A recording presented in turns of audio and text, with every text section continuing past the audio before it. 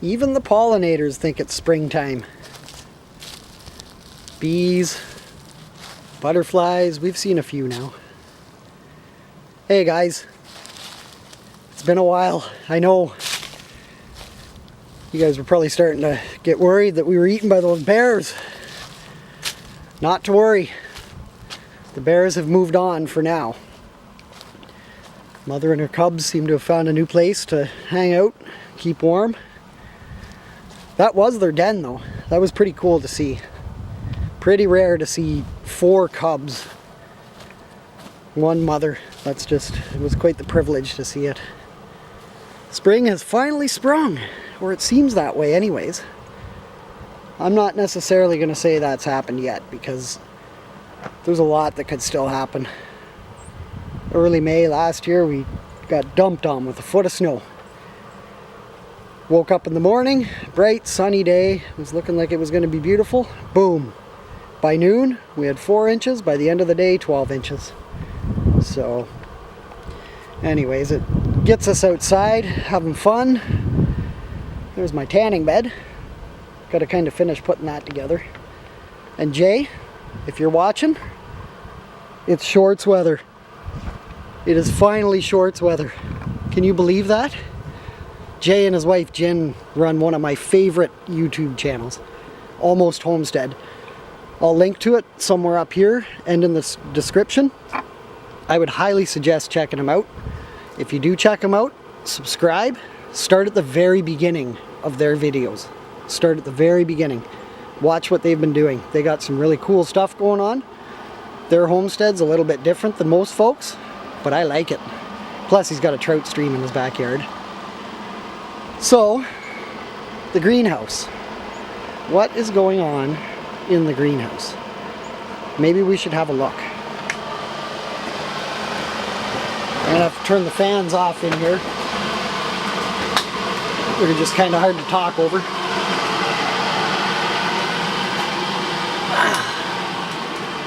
So, pretty much everything in here is controlled by this thermostat.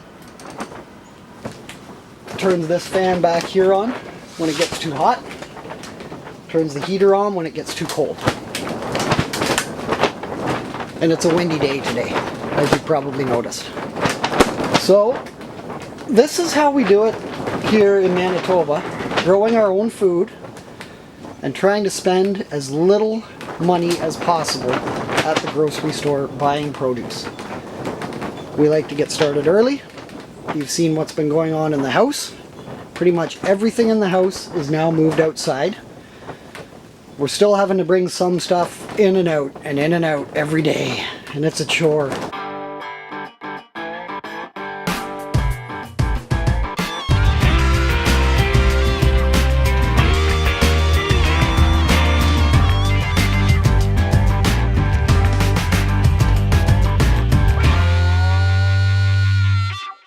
But with the warm weather, I'm really hoping that that changes because it's not fun. It's a couple hours a day, but it's worth it to have your own food. It's worth it. So let's have a look at what we've got here. Celery, which is getting a little bit long and leggy. We've been eating a little bit of it, not too much, but I think at this point you can see it's getting so long and leggy that it's just flopping over. So we're going to trim this stuff back and eat it somehow, maybe dry it out, save it like that. Once we trim it back, everything will come back. Everything will still grow back. Got our mass planted onions and leeks. Within the next week I'm hoping to get all of this planted into the garden. This is all dependent on the weather.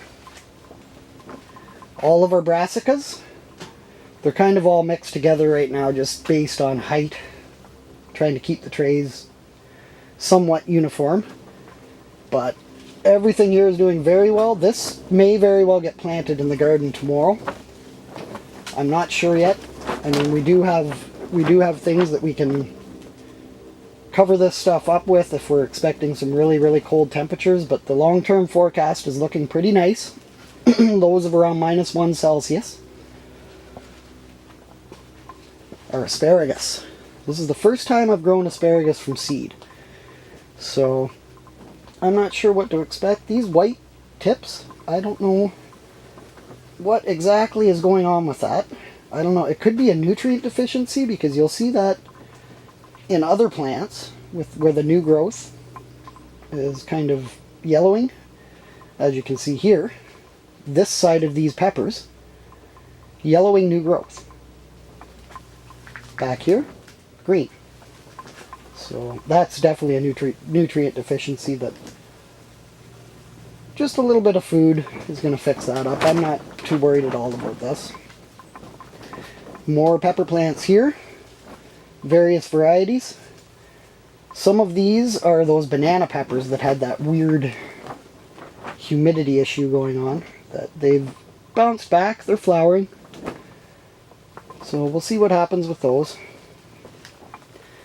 Back here we have the milkweed that we cold stratified outside here in these cups. No action yet. Not sure if those are going to work out, but they're not taking up too much space, so we'll just keep going. These are the milkweed plants that we cold stratified in the fridge and then planted. Really nice germination rate on those, actually, that I was pretty pleased. Tomatoes. So these 6 pots here are all Roma tomato.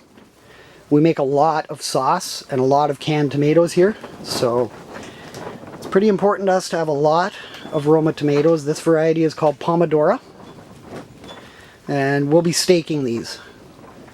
These ones in pots we stake. The ones in the garden we use cages.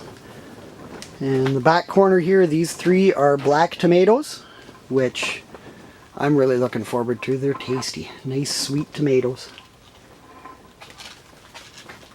The strawberry plants. Need I say more? Strawberries?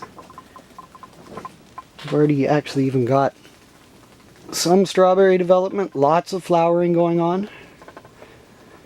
We have plenty of bees that make it into the greenhouse here when the doors open, so they do get pollinated. Back here we got, this is more Pomodoro. This is beefsteak. You gotta have your sandwich tomatoes. Also perfectly fine for canning. Nothing wrong with that. Bell peppers. These are the red bell peppers. Not doing too bad. More of those banana peppers. You can see this right here. So this is from that humidity damage, or whatever was going on in the house. But the new growth looks fine. It's flowering. So we're going to see what happens with that. I don't know. Last year it was a weird plant. This year it's a weird plant. I think it might be time to just chop this particular banana pepper variety out of the rotation. I'm going to give it this year and we'll see. Kale. This is that kale that we transplanted out into the greenhouse here a few weeks back now.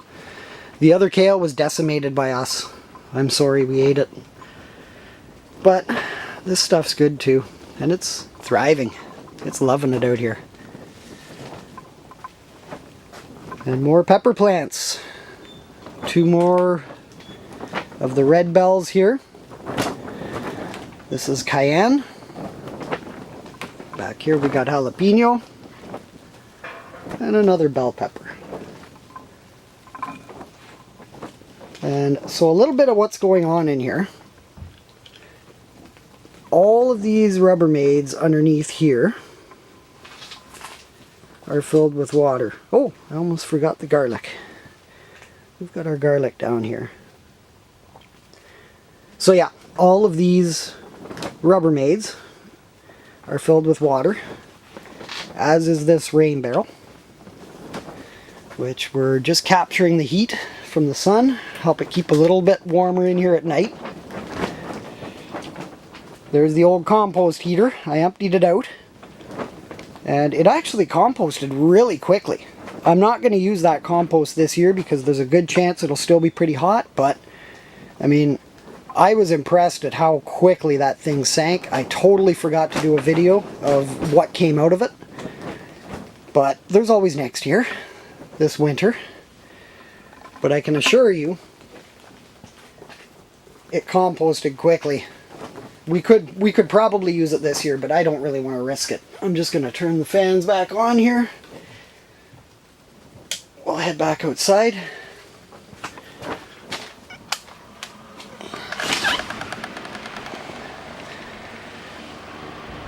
It is quite warm in there. So we still have,